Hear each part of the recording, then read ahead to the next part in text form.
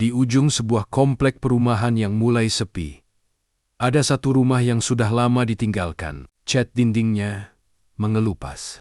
Jendela kacanya pecah sebagian, dan pintunya selalu terkunci dengan rantai berkarat. Warga sekitar menyebutnya rumah kosong. Dan sejak lama anak-anak dilarang bermain di dekat sana. Malam itu, 3 remaja Andi, Rina, dan Jaka berkumpul. Mereka mendengar gosip bahwa dulu pernah ada satu keluarga yang tinggal di rumah itu, tapi hilang tanpa jejak.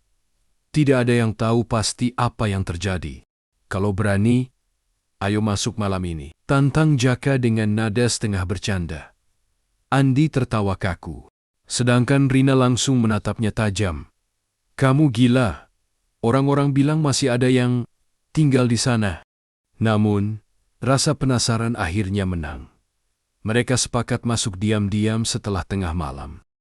Ketika jam menunjukkan pukul 12 lewat, mereka bertiga melewati pagar berkarat. Bau apek langsung menyeruak dari dalam. Suasana begitu sunyi. Hanya suara jangkrik dari kejauhan. Saat pintu kayu tua itu mereka dorong, suara krikik terdengar panjang. Di ruang tamu, debu menutupi hampir semua perabot. Namun, anehnya, ada satu vas bunga berisi air segar di atas meja. Siapa yang naruh ini? Bisik Rina sambil memegang lengan Andi. Mereka melangkah lebih jauh. Tiba-tiba terdengar suara langkah kaki dari lantai 2. Pelan, berat, seolah ada seseorang berjalan mondar-mandir. Jaka, itu kamu yang bikin suara? Tanya Andi dengan wajah pucat. Bukan, jawab Jaka pelan. Matanya menatap ke arah tangga. Langkah itu berhenti. Sunyi, namun sesaat kemudian terdengar suara perempuan berbisik. Pergi, sebelum terlambat, ketakutan sudah memenuhi dada mereka. Tapi Jaka nekat naik tangga duluan. Setiap pijakan tangga berderit. Di ujung koridor, ada sebuah kamar dengan pintu setengah terbuka. Dari celahnya keluar cahaya redup, seperti nyala lilin. Mereka masuk perlahan. Di dalam kamar itu, dinding penuh coretan tulisan. Kami masih di sini. Di sudut ruangan, ada meja dengan 3 piring berisi makanan basi, seperti sedang menunggu seseorang untuk makan malam. Tiba-tiba pintu kamar menutup keras. Lampu lilin padam. Jalap total. Di tengah kegelapan, terdengar suara tangisan anak kecil. Disusul suara seret, seperti tubuh yang ditarik di lantai. Rena menjerit, kita harus keluar. Mereka bertiga berlari turun secepat mungkin. Namun, rumah itu terasa seperti berubah. Tangga seakan lebih panjang. Pintu depan tidak lagi terlihat. Dari arah ruang tamu, sosok perempuan berambut panjang, pucat, dengan mata hitam kosong berdiri menatap mereka. Kenapa kalian masuk? Suaranya serak, bergema di seluruh ruangan. Sosok itu melayang mendekat. Andi langsung pingsan. Rina hanya bisa menjerit. Jaka mencoba membuka pintu. Dan ajaibnya rantai berkarat tiba-tiba terbuka. Sendiri, mereka berhasil keluar dan berlari tanpa menoleh lagi. Keesokan paginya, saat mereka kembali dengan warga, rumah itu sudah tidak ada. Yang tersisa hanyalah tanah kosong dengan rumput liar. Namun malam harinya, Rina mendapat telepon dari nomor tak dikenal. Saat diangkat, suara di ujung sana berbisik. Kalian belum sempat makan malam bersama kami. Sejak malam itu, hidup Andi, Rina, dan Jaka tidak lagi sama. Andi jatuh sakit. Tubuhnya panas dingin, sering mengigau sambil menyebut nama orang yang tak dikenal. Ibu, jangan marah. Aku pulang. Bu, Rina dihantui suara tangisan anak kecil. Setiap kali ia mencoba tidur, terkadang ia terbangun dan mendapati mainan lama. Bongkar rusak. Mobil-mobilan berkarat terletak di samping tempat tidurnya. Padahal ia tidak pernah memilikinya. Sedangkan Jaka, ia bersikap seolah semuanya baik-baik saja. Tapi matanya mulai tampak kosong. seperti ada sesuatu yang mengintip dari balik dirinya. 3 hari setelah kejadian, mereka bertemu lagi. Rina yang paling ketakutan memaksa agar mereka mencari tahu apa yang sebenarnya terjadi. Kalau kita nggak selesaikan ini, mereka bakal terus ganggu kita, kata Rina dengan suara bergetar. Andi yang lemah hanya mengangguk, namun Jaka tersenyum samar. Mungkin memang itu maksudnya. Mereka ingin kita kembali. Ucapan itu membuat bulu kuduk Rina berdiri. Ada sesuatu yang aneh pada Jaka. Senyumnya terlalu mirip dengan senyum samar perempuan yang mereka lihat di rumah kosong itu. Malam itu mereka nekat kembali ke lokasi rumah. Warga bilang tanah itu memang sudah lama kosong, tidak pernah ada bangunan di sana. Tapi ketika mereka sampai, samar-samar terlihat bentuk rumah itu lagi.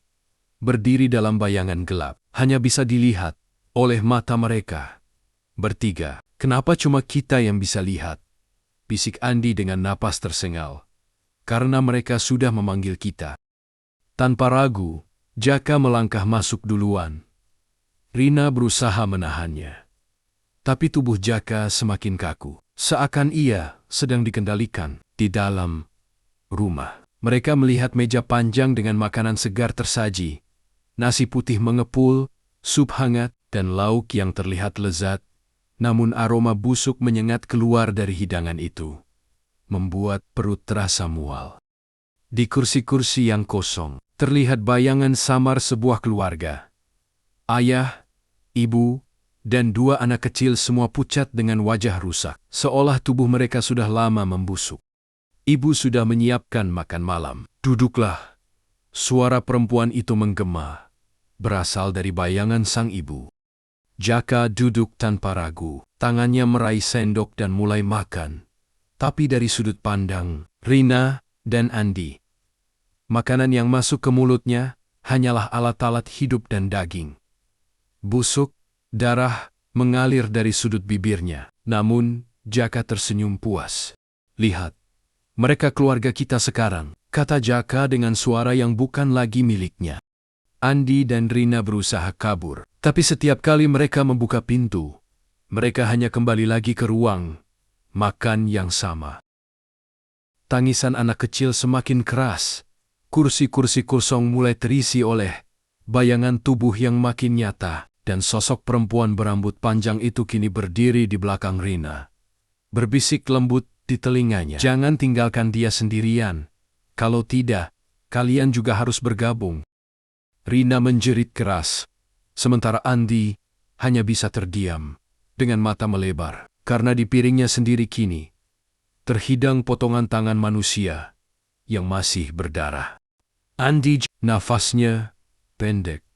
Matanya menatap piring berisi potongan tangan yang masih segar. Rina berusaha menyeretnya menjauh. Tapi setiap kali mereka berdiri, kursi di belakang mereka bergerak sendiri dan menghantam kaki mereka, memaksa duduk kembali. Di seberang meja, Jaka sudah bukan Jaka lagi. Wajahnya pucat, matanya gelap, dan setiap kali ia tersenyum, darah menetes dari bibirnya. Kalian belum makan. Kalau tidak makan, kalian takkan bisa keluar. Sosok keluarga itu kini tampak jelas. Ayah dengan leher patah, ibu dengan wajah hancur, 2 anak kecil dengan perut robek. Mereka tersenyum lebar, seolah senang mendapat tamu baru. Rina menutup telinga, menunduk, mencoba tidak melihat hidangan mengerikan itu. Namun suara perempuan berambut panjang muncul lagi, lembut, hampir menenangkan. Sekali, suap saja. Hanya itu yang kami minta. Setelah itu, kalian akan menjadi bagian dari kami.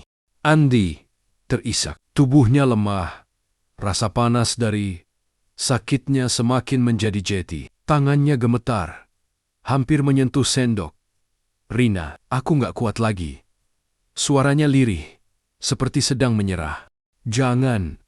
Rina menepis tangannya. Air mata membasahi pipinya. Kalau kamu makan, kita nggak akan pernah pulang. Namun, meja itu seperti hidup. Sendok di depan Andi bergerak sendiri, penuh dengan daging busuk, dan perlahan mendekati mulutnya. Rina akhirnya berdiri, menjerit ke arah sosok perempuan itu.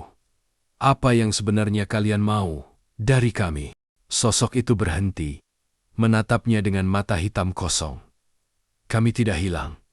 Kami dibunuh di rumah ini, dan setiap yang masuk harus ikut duduk dalam jamuan terakhir kami, agar kami tidak sendirian." Kata-kata itu membuat udara menjadi semakin berat. Bayangan keluarga itu kini tampak semakin nyata. Darah menetes dari meja, mengalir ke lantai.